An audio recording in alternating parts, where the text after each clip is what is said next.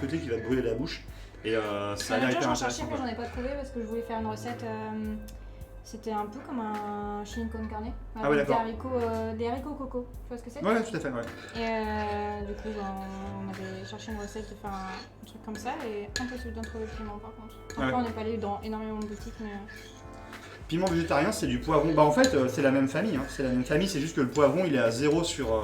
On parlait c'est l'échelle de Scoville sur la puissance des piments. Et le poivron, c'est juste celui qui a 0 en termes de piquant. Et, mais après, c'est vrai que le piment, je pense que c'est une question d'habitude. Parce que je sais que Julie, avant, ne mangeait vraiment pas du tout de piment. Ouais. Et maintenant, elle est hyper habituée, quoi. Merci beaucoup, Tamu, pour l'abonnement. Merci à toi. Merci beaucoup pour le soutien. Ça me fait très très plaisir. Très très plaisir. Merci. Donc là, on a dilué la levure de boulanger. Et Qu'on avait lié. pour la levure sèche, si vous prenez une levure sèche, c'est pareil, il faut la diluer. Ok. Sachant que les proportions qu'on a mis en ingrédients, c'est les proportions de levure fraîche. Et je crois que quand on utilise de la levure sèche, il faut diviser par 2 à peu près. 2,5 même. Ouais, presque. Presque 2,5. Alors là, ce que j'ai marqué, c'est tu mets 6 grammes de levure sèche pour 15 de fraîche. Ok, après 2,5. Ouais. De toute façon, pour les proportions, quand la vidéo sortira en replay sur YouTube, je remettrai tout dans la description pour pouvoir vous permettre de trouver ça très facilement. Des recettes et tout qui remettent les proportions en dessous. Ouais, tout à fait, voilà. Du coup, je me permettrai de piquer les proportions de ta recette, ma chère Kakoun. Tu peux. Donc, vas-y. Ok, c'est moi qui bosse un peu? Ouais, tu vas bosser un petit peu. Donc là, je mélange? Oui. Ok. Ça va être très chiant à mélanger. Je fais à la spatule ou au doigt? Bah, tu commences à la spatule. Ok, ça marche. Ok. Oh, l'odeur de la levure fraîche. Ça sent trop bon. Ça sent trop bon, hein. Ça sent trop bon.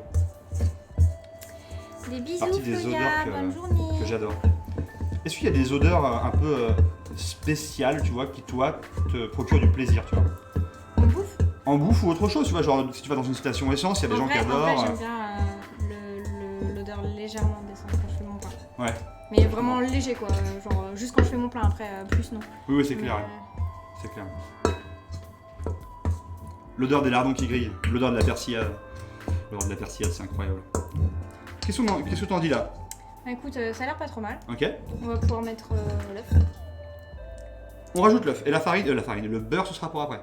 Le beurre, c'est à la fin. Ok, ça marche. Et j'y vais avec le doigt? La terre mouillée. Moi, par contre, ce que je déteste, il y a des gens qui adorent, c'est l'odeur de la pluie dans la ville, quand la ville est hyper Moi, chaude. bien. Ah, je trouve ça horrible. J'aime bien. Ah ouais, j'aime pas du tout. Et j'adore aussi l'odeur des vieux bouquins quand tu rentres j'adore. dans une librairie d'occasion ou quoi. Ah, ça c'est magnifique, c'est clair. L'odeur de la pluie. Donc, pour l'instant, tu vas pas avec les mains. Pour l'instant. L'odeur de la pluie pendant un orage, je trouve ça très cool, Ben Lode, mais ce que je trouve pas cool du tout, c'est quand ça tombe dans une ville qui est polluée, tu vois, où il y a le béton, le bitume et tout, je trouve que ça pue sa race, quoi. J'y vais avec la spatule encore, hein, tu m'as dit. Ouais. Donc là, les mains sont propres. Et on va faire la deuxième partie de préparation, donc de nouveau 150 de farine et du beurre. Ok. Du beurre mou, comme tout à l'heure. C'est normal que ça fasse pas une pâte tout à fait... Tout à fait lié pour le moment, mais ça viendra. Ouais. Ok. Donc on va rajouter la farine. D'un coup d'un seul? Petit à petit, je dirais.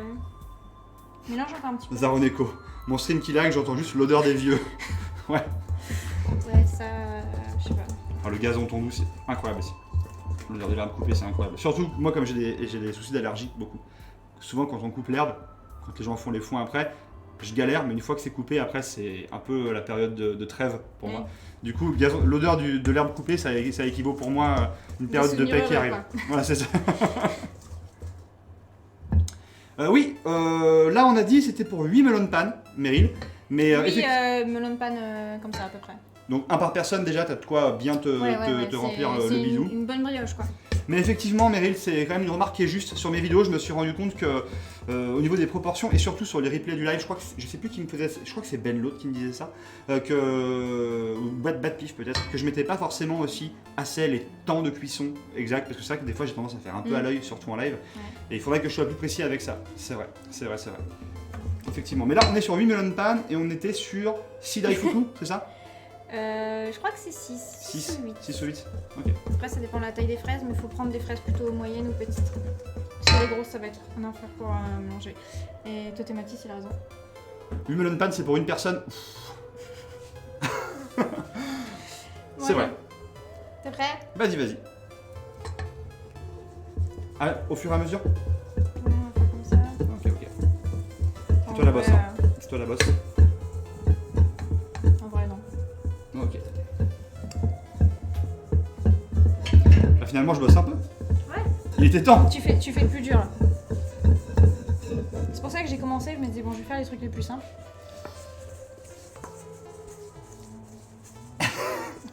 Quand tu regardes juste en bas à droite sur la miniature, c'est très bizarre. Oui. C'est très bizarre. Je vais avec les doigts bientôt, non? Ouais. Je vais me laver les mains. T'as des petits poils de gentilles. Petit peu. Mais ça donne du goût, c'est ça qui donne du goût. En vrai, ma grand-mère, elle faisait énormément de pâtisserie. Et la marque de fabrique de la pâtisserie, c'est que genre elle avait genre 8 chats chez elle et tout. Ouais. Et il y avait des poils de chat dans la pâtisserie. C'est Alors vrai. qu'ils venaient même pas dans la cuisine.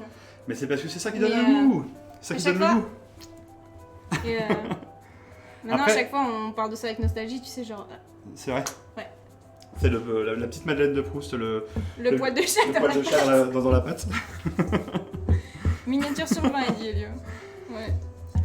Mais c'est vrai que il y a certains trucs. J'avais vu un reportage sur qui parlait de la fabrication du fromage, qui était présenté par Perico Légas, qui est un gars qui fait des chroniques culinaires, quoi. Et il parlait justement de la fabrication du Salers. C'est un fromage d'Auvergne qui est fait de façon encore très à l'ancienne là-bas. Et il accueillait un Suédois qui visitait la façon dont la production était faite. Et le Suédois était hyper choqué parce que là où il allait voir le gars, c'était pas les normes d'hygiène de labo, quoi. C'était vraiment fait à l'ancienne. Et le gars disait, mais vous avez les mains avec de la terre, vous touchez les vaches, après vous faites le fromage, c'est vraiment trop chelou. Et le gars lui disait, non mais en fait, c'est pour ça que notre fromage il est aussi authentique et aussi typique, Mais ouais. c'est justement parce qu'il a les mains sales. Enfin, il exagérait en disant ça, Oui. mais En vrai, c'est vrai. en vrai, le fait de tout aseptiser aussi, des fois, C'est même pareil, c'est C'est quand pas tu toujours si disais bien, quoi. tes poils, quand tu les fais et tout, au bout d'un moment, tu sais, il y a une espèce de pellicule de... ah oui, mais poils à frire, Oui, effectivement. Non mais non parce que comme on était dans les poils de chat, j'étais oui, effectivement. Et en plus, il y a mon frère qui s'appelle Tatouf Métouf qui arrive à ce moment-là, c'est mon frère. Voilà, donc bonjour. enchanté. Oui, mais effectivement, Mais effectivement, ouais, c'est ça. Enfin, quand tu vois les poils dans les trucs de woke, dans la rue, Tu te dis, elles ont une en gueule Asie, chelou, quoi. elles ont une gueule chelou, genre vraiment tu vois qu'elles sont bien grasses, qu'elles ont été utilisées plein de fois. Ouais. Mais plus elles sont utilisées en fait, et plus ta pâte elle est bonne, je trouve. Carrément, Enfin, carrément, parce que du coup, la poêle, quand elle est culottée à donf, t'as même plus besoin de mettre de matière grasse parce qu'elle va. C'est un peu fort, je pense. Parce que du coup, elle va être en elle-même anti-adhésive. Mm. Donc c'est assez cool. Je lâche mon lurk, mais oui, en effet, la pellicule noire au fond des poils, c'est le culottage, c'est ça qui empêche d'accrocher, au lieu d'avoir du teflon qui est mauvais pour la santé. Et je retourne à mon lurk. Salut Edwin, merci beaucoup, voilà, c'est exactement ça. Et c'est vrai que les gens, quand ils voient mes poils pour la première fois, à frire, mes poils à frire, je vais préciser à chaque fois, parce que sinon il va y avoir des clips en veux-tu, en voilà. Mais ils disent, mais attends, mais d'ailleurs, je vais la montrer. Ma poêle à frire. J'en ai plusieurs.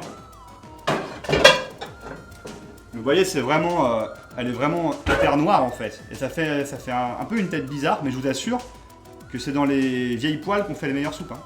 En vrai, c'est. Ça te dégoûte toi ou pas, honnêtement? Non. Pas du tout, ouais, non, je trouve que Je me dis que tu cuisines bien. ça me fait plaisir. Est-ce qu'il faut y aller encore, hein? Ou est-ce qu'on continue au robot? Un petit peu encore, je dirais. Ok. Et regarde, il fait tellement chaud que le beurre il est en train de fondre. Là, Ah oui, il est en train de fondre, c'est ouf, il fait vraiment très très chaud là. Il y a des clips en pagaille. A plus tard, Cindernet. On a la montre ça. Le S du salaire est mu, c'est vrai, pardon, c'est le salaire, ouais, c'est vrai. Voilà. Chez moi, il fait 20. Je sais pas combien il fait ici. À l'intérieur, je pense qu'il fait 800. 800 En plus, là, le Le feu, ça fait 1 heure qu'il est. Et puis il y a les deux lumières aussi. D'ailleurs, je vais le sortir. La pâte. 800 à la louche. Je crois qu'il y a ma peau qui est en train de faire des bulles là, des cloques. Elle est belle. Elle est belle? Elle est belle. C'est vrai? Ouais. Alors, pour rappel, elle est belle, elle parle de la première pâte à melon pan qu'on a mis au four avant le live de façon à pouvoir gagner en fait en temps. Vu qu'il y a 1 heure de levée, ça aurait été un peu embêtant de faire 1 heure de levée sur le live en termes de timing. En vrai, je peux la laisser un peu plus longtemps, c'est pas très grave. Ouais. Là, est-ce qu'on la continue au robot ou est-ce que c'est... Ben, on va mettre le beurre. Ok. Donc on va faire comme tout à l'heure en fait. Ok, vas-y, je te Donc, par regarde contre, ça faire. va faire Ah oui, oui. Les petits bruits sympas. un petit bruit sympa. Vous pouvez clipper. Tiens, vas-y. Je te laisse le truc. Et là, comment ça se passe? Je l'incorpore, Tu tout simplement. l'incorpores dans la pâte. Donc au début, la pâte va se séparer, va faire un peu des gros morceaux. Ok. Jusqu'à ce qu'en fait, elle soit bien incorporée dans... C'est ça. bien liée Ça avec va le être reste. Écoutez, attends. Ah, et ça vient.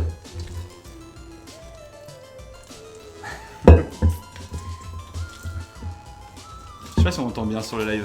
Je sais Ouh, pas. ça switch. Là, le micro il se pitch. Ouh, ça switch. Ça va au niveau du volume de la musique, c'est pas trop violent?